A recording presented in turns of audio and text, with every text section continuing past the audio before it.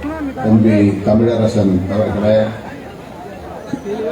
மணவிழா நாயகி மணமகள் லோகேஸ்வரி என்கிற சினேகா அவர்களே,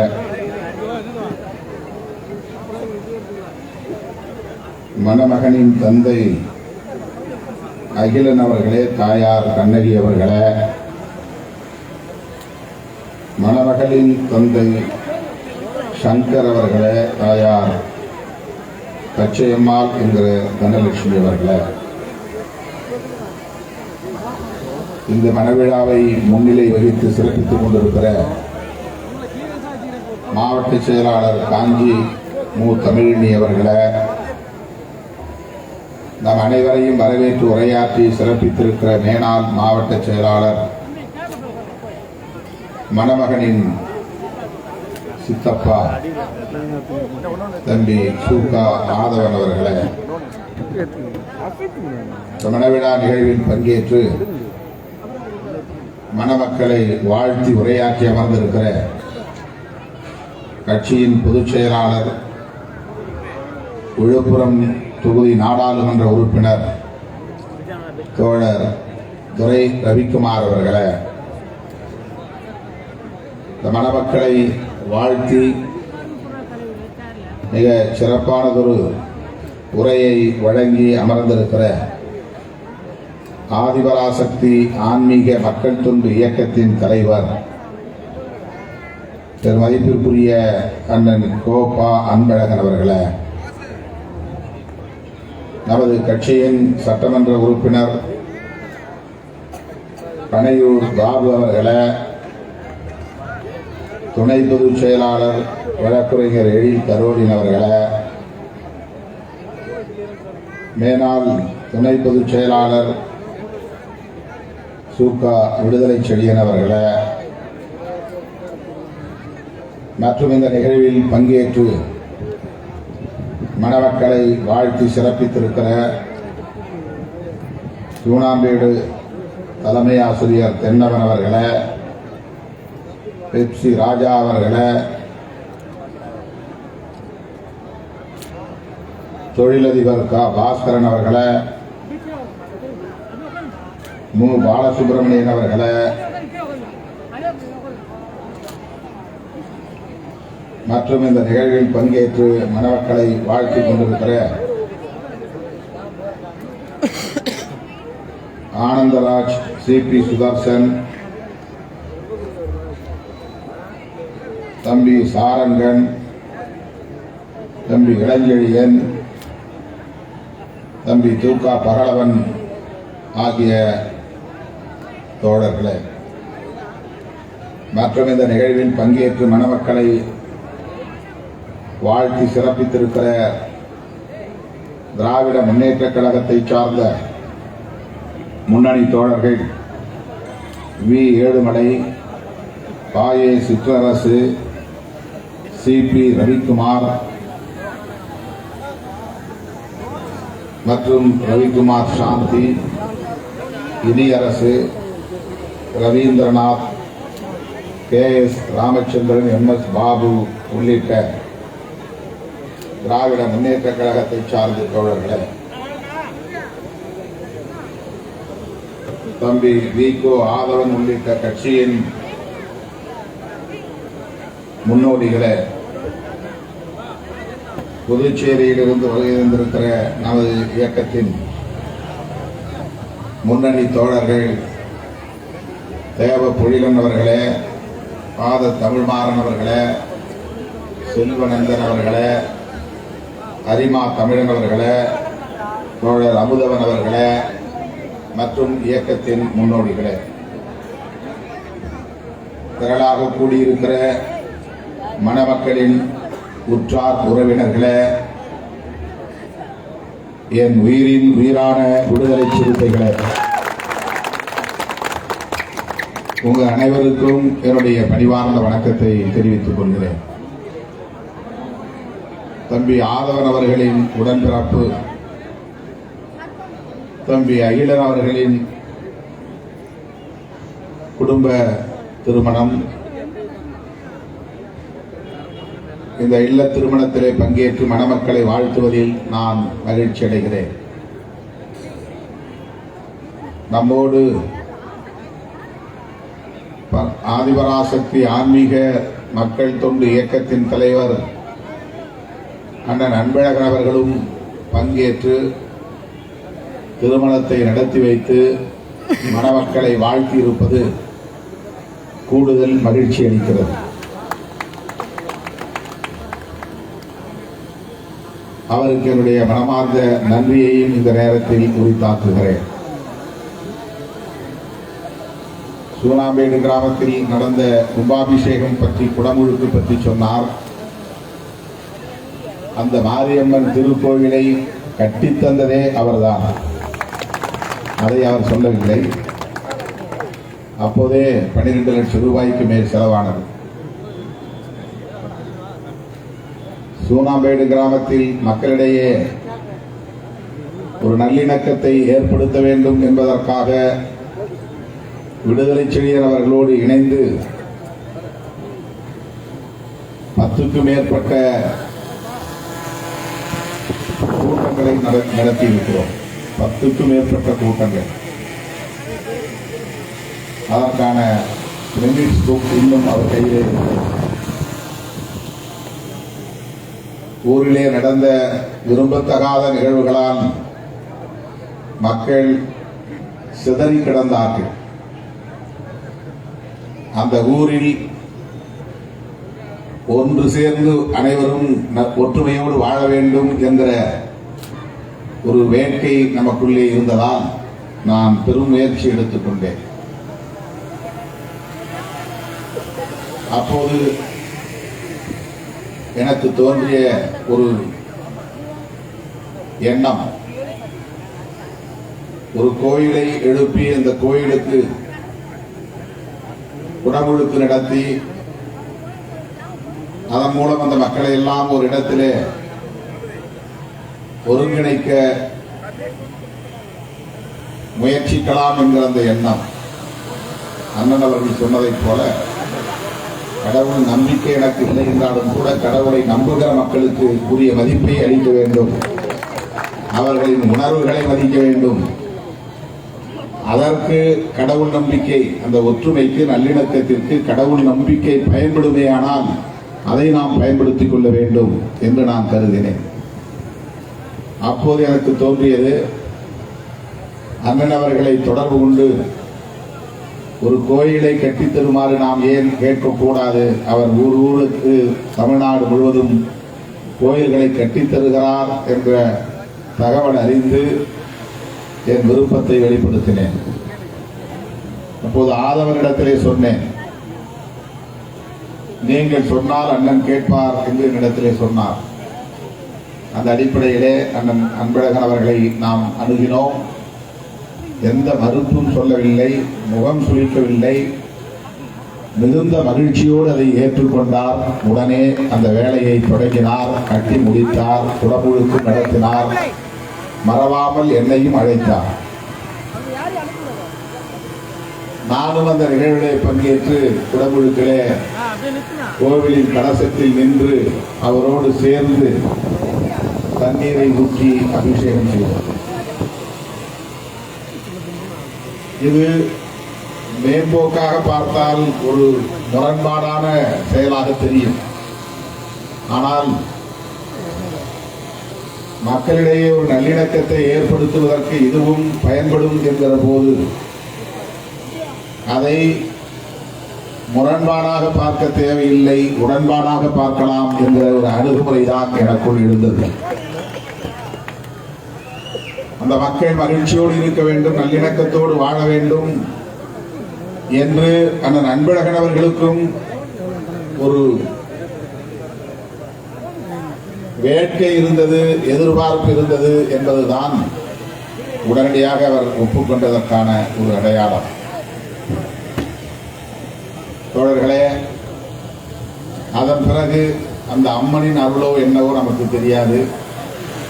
இப்போது சூனாம்பேடு கிராமத்தில் மக்கள் ஒற்றுமையாக இருக்கிறார்கள். சிதறி கிடந்தவர்கள் அனைவரும் ஒன்று சேர்ந்து அங்கே வாழ்ந்து கொண்டிருக்கிறார்கள் என்பதை யாரும் மறுக்க முடியாது. வழக்கமான சில முரண்கள் இருக்கலாம், அது வேறு. ஆனால் ஆங்காங்கே சிதறி கிடந்தார்கள் மக்கள்.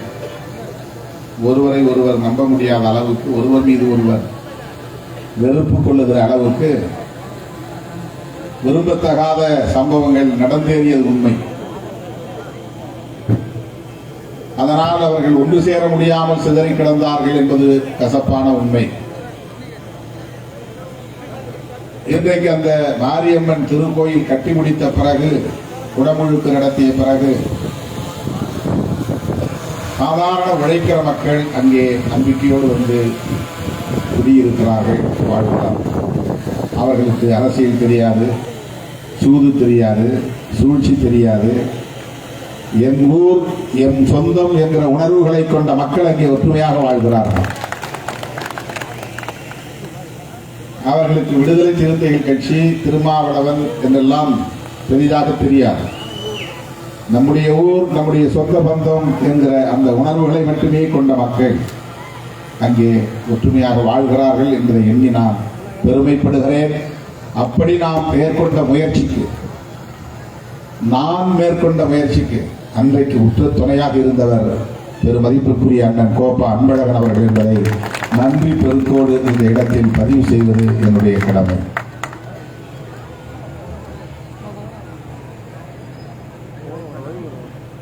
பேசுகிற போது இன்னொன்றையும் அவர் குறிப்பிட்டார். எவ்வளவு பேர் கவனித்தீர்கள் என்று தெரியவில்லை. பெரியார் இன்றைக்கு இருந்திருந்தால் அவர் பங்காரு அடிகளாரை, மறைந்த அடிகளாரை பாராட்டுவார், வாழ்த்துவார் என்று சொன்னார்.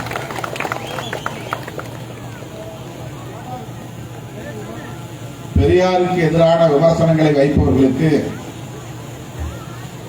ஒரு நேர்மறையான பதிலடி அந்த அன்பழகன் அவர்கள் தந்திருக்கிற ஒரு பாசிட்டிவ் அட்டாக், ஒரு நேர்மறையான தாக்குதல். ஆன்மீகத்தின் மீது நம்பிக்கை வைத்திருந்த அடிகளார், அதன் மீது நம்பிக்கை இல்லாத பெரியார், இந்த இரண்டு பேருக்கும் இடையிலான உறவு எப்படி இருந்திருக்கும் என்கிற அந்த மாண்பு, அதுதான் அண்ணன் அவர்களின் உரையிலே வெளிப்பட்டது. குன்றக்குடி அடிகளார் எவ்வளவு மகத்துவம் வாய்ந்த ஒரு அடிகளார் என்பதை நாடு அறியும். அவரை சந்திக்க சென்ற பெரியாரை அவர் எழுந்து வெளியே வந்து வரவேற்று அவருடைய சம்பிரதாயத்தின்படி பெரியாருக்கு திருநீறு பூசினார். பகுத்தறிவு பகலவன் தந்தை பெரியார் குனிந்து அடிகளார் பூசிய திருநீரை மகிழ்ச்சியோடு ஏற்றுக்கொண்டார். இதுதான் மனித மாண்பு என்பது. திருநீற்றின் மீது அடிகளாருக்கு நம்பிக்கை உண்டு, அந்த திருநீரின் மீது பெரியாருக்கு நம்பிக்கை இல்லை. ஆனால் பெரியாருக்கும் அடிகளாருக்கும் இடையிலே இருந்த உறவு நம்பிக்கையின் அடிப்படையிலான உறவு. ஆகவே அவர் உணர்வு, அவருக்கு அந்த உணர்வை மதிக்க வேண்டியது நம்முடைய கடமை என்கிற அந்த பக்குவம் பெரியாரிடம் இருந்தது. கடவுள் இல்லை என்று சொல்லுவது அவருடைய நிலைப்பாடு. அதை நாம் எதிர்மறையாக பார்க்க தேவையில்லை. நம்மை நாடி வந்த அவரை நாகரிகத்தோடு வரவேற்பது நம்முடைய கடமை என்பது அடிகளாரிடம் இருந்த பெருந்தன்மை. இதுதான் நாகரிகத்தின் அடையாளம். இந்த மேடையிலே அண்ணன் அவர்கள் வந்ததும் எனக்கு இந்த டாலரை அணிவித்தார். இன்னும் என் கழுத்திலே கிடக்கிறது. ஆதி பராசக்தி உருவம் குறித்த இந்த அணிகலன் அவர் கையோடு கொண்டு வந்திருந்த குங்குமத்தை மகிழ்ச்சியோடு அள்ளி என் நெற்றி முழுவதும் பூசினார், நிரப்பினார். அதை நான் மகிழ்ச்சியோடு ஏற்றுக்கொண்டேன். திருமாவளவன் கடவுள் நம்பிக்கை அற்றவர், இல்லாதவர் என்பது அவருக்கு தெரியும். ஆனாலும் அவர் நம்புகிற பராசக்தியின் அருள் திருமாவளவனுக்கு கிடைக்கட்டும் என்று விரும்புகிறார். ஆதி பராசக்தியின் அருள் திருமாவளவனுக்கு கிடைக்கட்டும் என்று அவர் நம்புகிறார். அந்த நம்பிக்கையை மதிப்பதுதான் நாகரிகத்தின் அடையாளம். அருமை தோழர்களே, இப்படித்தான் நாம் பக்குவப்பட வேண்டும், இப்படித்தான் நாம் வளர்ச்சி பெற வேண்டும். அனைத்து தரப்பு மக்களின் அன்பை நாம் வென்றெடுக்க வேண்டும்.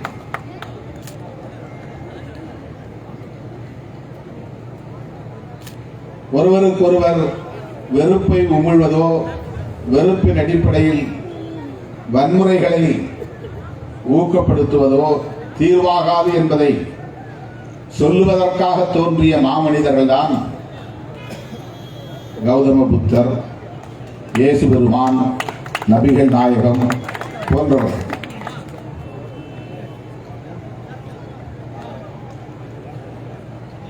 அவர்கள் வெறுமன மதத்தை உருவாக்கிய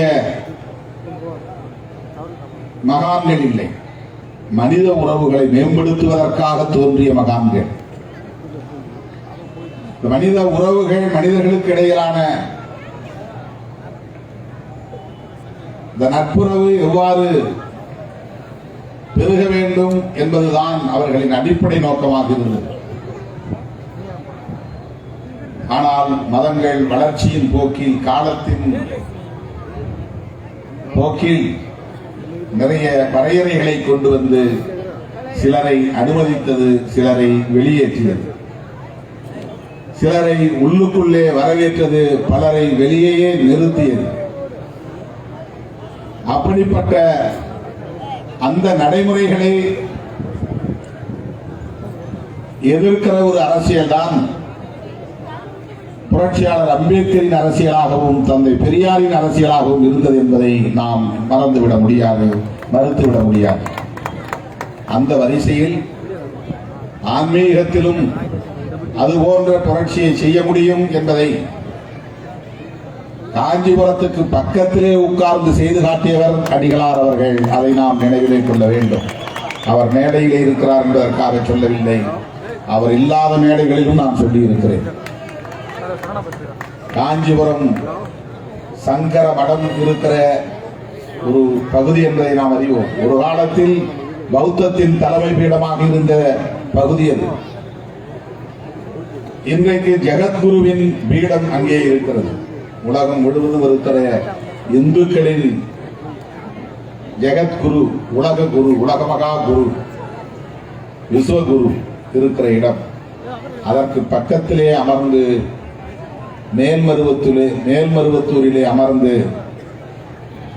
ஒரு வழக்கறிஞராக இருந்த ஆதி திராவிடரை ஆதிபராசக்தியின் சிலையை பிரதிஷ்டை செய்ய வைத்தவர் பங்காரடிகளார் என்பதை இங்கே எடுத்துச் சொன்னார். இதுதான் பெரியாரின் பணி. அந்த பீடத்திற்குள்ளே பெண்கள் உள்ளே நுழையலாம், பூஜை செய்யலாம் என்பதை பெரியார் சொல்லி தந்து அவர் செய்யவில்லை, அவராகவே செய்தார் என்பதுதான் இங்கே போற்றுதலுக்குரியது.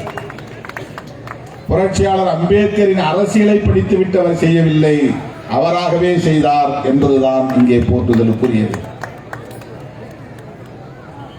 உயர்ந்த குடியிலே பிறந்த பார்ப்பன பெண்மணிகளாக இருந்தாலும், அடிநிலையிலே இருக்கிற உழைக்கும் ஒரு பெண்மணியாக இருந்தாலும், 100 விழுக்காடு பெண்கள் ஆன்மீக தளத்திலே புறக்கணிக்கப்பட்டவர்களாக இருக்கிறார்கள், இருந்தார்கள். யாரும் நுழைய முடியாது. கருவறைக்குள்ளே நுழைந்து கற்பூரம் ஏற்றி பூஜை செய்யக்கூடிய உரிமையை இந்த சமூகம் நெடுங்காலமாக பெண்களுக்கு வழங்கவில்லை.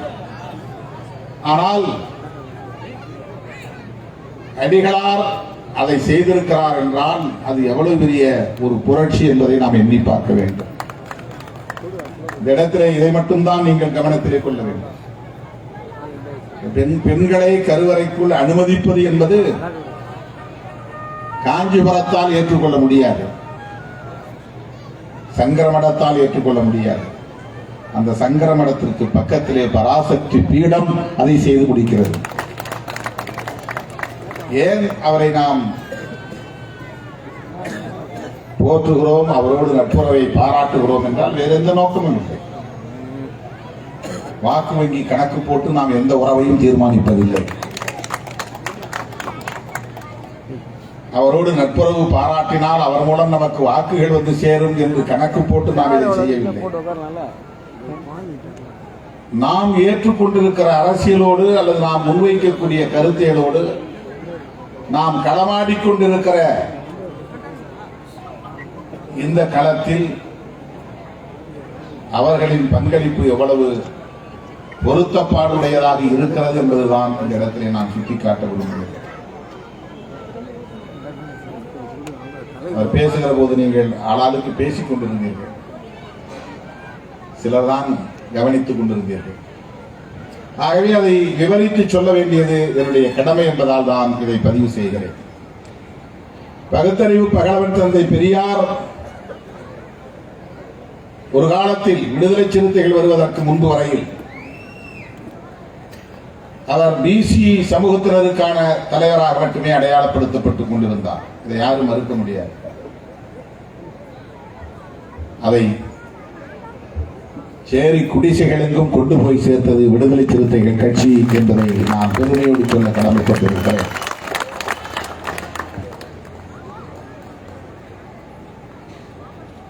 இன்றைக்கு அந்த அரசியலுக்கு வேற்று வைப்பதற்கு சிலர் முயற்சிக்கிறார்கள் என்றால் அதை நாம் வேடிக்கை பார்த்துக் கொண்டிருக்க முடியாது என்பதுதான் நாம் கவனத்திலே கொள்ள வேண்டிய ஒன்று.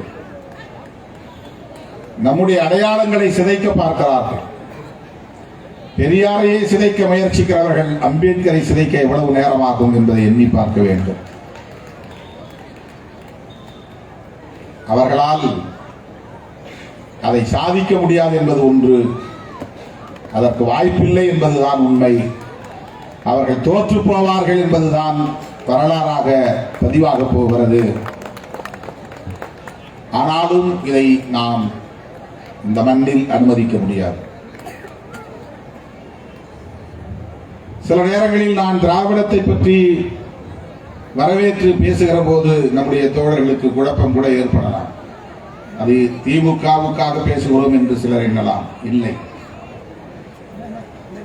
திராவிடம் என்கிற அரசியலை முதலில் இந்த மண்ணிலே புழக்கத்திற்கு கொண்டு வந்தவர் பண்டிதர் அயோத்திதாசர்,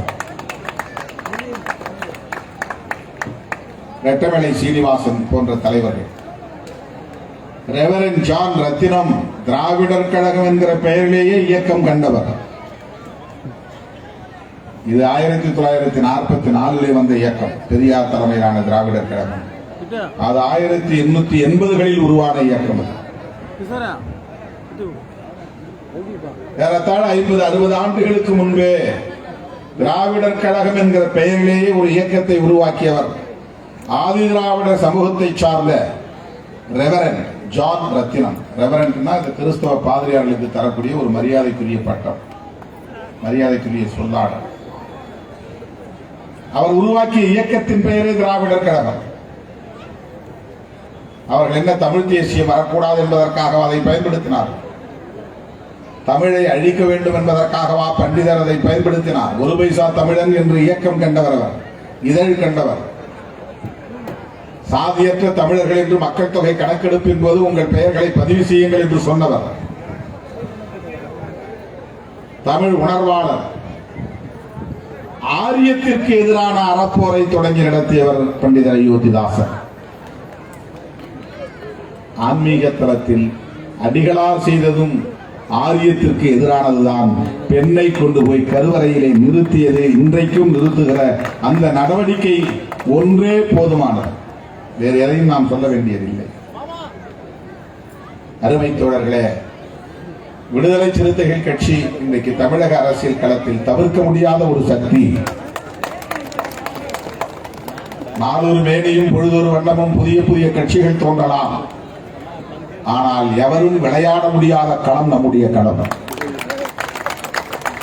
நம்முடைய களத்தில் யாரும் போட்டி போட முடியாது. நம்முடைய அரசியலை யாரும் பேச முடியாது. ஆகவே நமக்கு இந்த அரசியல் களத்தில் எந்த சூழலிலும் சேதம் ஏற்படாது. சேதம் ஏற்பட்டால் நம்மால் தான் ஏற்பட முடியுமே தவிர வேறு எவராலும் ஏற்பட முடியாது. நாம் ஒழுங்கா வேலை செய்யலைன்னா சேதம் ஏற்படும். நம்மிடத்திலே ஒற்றுமை இல்லை என்றால் சேதம் ஏற்படும். என் பேரு போடல, அதனால கொடியேற்றக்கூடாதுன்னு ஒருத்தர் வாயிலூர்ல கொடியேற்ற எடுத்துட்டு வந்துருக்கிறான். தம்பி, உனக்கு இந்த பகுதியின் சம்பந்தம் இல்லை, தலைவர் வந்தா கூட கொடியை ஏற்றக்கூடாது. இப்படிப்பட்ட தம்பிகளை தான் நான் கட்சியில வைத்திருக்கிறேன். தலைவர் வருகிற போது கொடியேற்றுவதற்கு சிக்கல் தரக்கூடாது என்கிற ஒரு பொது அறிவு கூட இல்லை. இது போன்ற நடவடிக்கைகளால் தான் நம்முடைய இயக்கத்திற்கு பாதிப்பு வருமே தவிர நம்முடைய கொள்கை பகைவர்களால் ஒருபோதும் விடுதலை சிறுத்தைகளை வீழ்த்த முடியாது. இதை நான் ஆணவத்தோடு சொல்லவில்லை, நம்பிக்கையோடு சொல்லுகிறேன். நாம் ஆடுகிற களத்தில் யாரும் நம்மோடு வந்து போட்டி போட்டு ஆட முடியாது. நாம் பேசுகிற அரசியலை யாரும் பேச முடியாது. இது முற்றிலும் மாறுபட்ட ஒரு அரசியல், மாறுபட்ட அரசியல் களம். பலரும் தொடுவதற்கு தயங்குகிற அரசியல் களம். எனவேதான் இந்த இயக்கத்தை அதிகார மையத்தை நோக்கி நகர்த்துவதற்கு முன்னதாக கட்டமைப்பு ரீதியாக வலிமைப்படுத்த வேண்டும் என்பதில் கவனம் செலுத்துகிறோம்.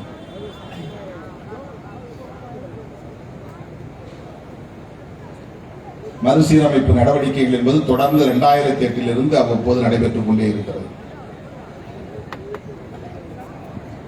விண்ணப்பங்கள் வாங்கி 2 மாதங்களுக்கு மேலாகிறது, இன்னும் பொறுப்பு அறிவிக்கவில்லை என்கிற கவலை உங்கள் அனைவருக்கும் இருக்கிறது. ஆனால் எனக்கு தெரியும், நீங்கள் மிகவும் பொறுமைசாலிகள், பொறுத்துக் கொள்வீர்கள். எனக்கு தெரியும், நீங்கள் நல்ல சகிப்புத்தன்மை உள்ளவர்கள், சகித்துக் கொள்வீர்கள். எனக்கு தெரியும், என்னை விட்டு எப்போதும் நீங்கள் விலக மாட்டீர்கள், விலக வாய்ப்பில்லை என்பதும் எனக்கு தெரியும். ஏன் தாமதம் என்பதற்கு பல காரணங்கள் இருந்தாலும் ஓரிரு காரணங்களை உங்கள் முன்னே வைக்க நான் கடமைப்பட்டிருக்கிறேன். ஜனவரி மாதத்தில் முதல் வாரத்திலேயே இந்த பணிகளை தீவிரப்படுத்த வேண்டும் என்று திட்டமிட்டிருந்த நிலையில் எந்த நேரமும் ஓடிக்கொண்டே இருக்கிற வண்டி ஒரு நாள் பழுது பார்ப்பதற்கு கொண்டு போய் விடுவதைப் போல நானும் ஒரு வாரம் மருத்துவமனைக்கு போக நேர்ந்தது. அதை முடித்துக் கொண்டு நான் வெளியே வருகிற சூழலில் அருமை தாயார் அவர்களுக்கு மாரடைப்பு ஏற்பட்டு மருத்துவமனையிலே 10 நாட்கள் தீவிர சிகிச்சை பிரிவிலே வைக்க வேண்டிய நெருக்கடி ஏற்பட்டுவிட்டது. 80 வயது. அவரோடு உடனிருக்க வேண்டிய ஒரு கட்டாயம் இருந்தது. அவரை மருத்துவமனையில் இருந்து நலம் பெற்ற பிறகு வீட்டுக்கு அழைத்து வந்ததும் எனக்கு 2 கண்ணிலுமே, கண்ணுக்குள்ளே இமைக்குள்ளே சூட்டு கட்டி புறப்பட்டு பெரும் பாதிப்பை ஏற்படுத்திவிட்டது. நேற்று மாலைதான் அந்த கட்டிக்கு ஒரு சிறிய அறுவை சிகிச்சை நடந்தது. 2 நாட்களாவது கண்ணிலே மருந்து போட்டு நீங்கள் வீட்டில் ஓய்வெடுக்க வேண்டும், வெளியே போகக்கூடாது, கண்ணை மூடியே வைத்திருக்க வேண்டும் என்று கட்டுப்போட்டு அனுப்பினார்கள். ஆனால் நான் 2 மணி நேரத்தில் அந்த கட்டை பிரித்துவிட்டு நேற்று நிகழ்ச்சிக்கு போய்விட்டேன். நள்ளிரவு 12 மணிக்குத்தான் படத்திறப்பு நிகழ்ச்சி முடிந்தது. இன்றைக்கு காலையிலிருந்து நிகழ்ச்சி. இப்படி தொடர்ச்சியாக பல இடர்களை, நெருக்கடிகளை சந்தித்து வருகிற சூழலில் அந்த விண்ணப்பங்களை ஆய்வு செய்வதற்கு அவற்றையெல்லாம் முறைப்படி சட்டமன்ற தொகுதி வாரியாக தொகுத்து யார் யாரெல்லாம் விண்ணப்பம் செய்திருக்கிறீர்கள் என்பதையெல்லாம் பார்த்து, ஏற்கனவே 144 பேர் இருக்கிறார்கள், மிச்சம் ஒரு 90 பேர் தேர்வு செய்யப்பட வேண்டும். அந்த 90 பேரை தேர்வு செய்வதற்கு கூட நேரம் ஒதுக்க இயலவில்லை. இந்த நிகழ்ச்சியை முடித்த பிறகு நீங்கள் வீட்டுக்கு போய் தூங்க போவீர்கள். ஆனால் நான் வீட்டுக்கு எப்போது போய் சேருவேன் என்று எனக்கு தெரியாது. வெளியிலே வேறு என்னென்ன நிகழ்ச்சிகள் வைத்திருக்கிறார்கள், எவ்வளவு பேர் வந்து காத்திருக்கிறார்கள் என்று தெரியாது. 1 மணிக்கு நான் போனாலும் ஒரு 10 பேராவது குறைந்தது அங்கே காத்திருப்பார்கள். எனவே இது போன்ற சில காரணங்களால் அது தள்ளி போகிறதே தவிர வேறு எதுவும் இல்லை. லேட்டாக வந்தாலும் லேட்டஸ்டாக வந்தார் என்று சொல்வார்களே, அதை போல தாமதமாக நாம் செய்தாலும் சிறப்பாக செய்வோம் என்ற நம்பிக்கையோடு நீங்கள் இருக்க வேண்டும். இனிமேலும் காலம் தாழ்த்த வாய்ப்பில்லை. நாடாளுமன்ற கூட்டத்தொடர் 13ஆம் தேதியோடு முடிந்துவிட்டது. ஒரு நாள் இடைவெளி இருந்தாலும் அதை தேடி கண்டுபிடித்து இந்த நாளில் வந்தாக வேண்டும் என்று நம்முடைய தோழர்கள் நெருக்கடி தருகிற அளவுக்கான ஒரு பணிச்சுமையும் கூடுதலாக இருக்கிறது. எல்லாவற்றையும் கடந்து அந்த பணிகளை விரைந்து முடிப்போம் என்கிற நம்பிக்கையை தந்து தம்பி ஆனந்த் என்கிற ஆதவன் அவர்களின் குடும்ப நிகழ்ச்சியில் பங்கேற்று அகிலன் அவர்களின் மூத்த மகன் தமிழரசன், சினேகா ஆகியோரின் இந்த இல்லற ஏற்பு விழாவில் பங்கேற்று மணமக்களை வாழ்த்தியதில் நான் பெரிதும் மகிழ்ச்சி அடைகிறேன். மணமக்கள் பெரியார் வழியில், புரட்சியாளர் அம்பேத்கர் வழியில் கருத்தியல் தெளிவோடு இல்லறத்தையும் நடத்த வேண்டும், பொது பணிகளிலும் தங்களை ஈடுபடுத்திக் கொள்ள வேண்டும் என்று சொல்லி குழந்தை செல்வம் உள்ளிட்ட அனைத்து செல்வங்களையும் பெற்று வாழ்வாங்கு வாழ்க, நீடூழி வாழ்க என்று நெஞ்சார வாழ்த்தி விடைபெறுகிறேன். நன்றி, வணக்கம்.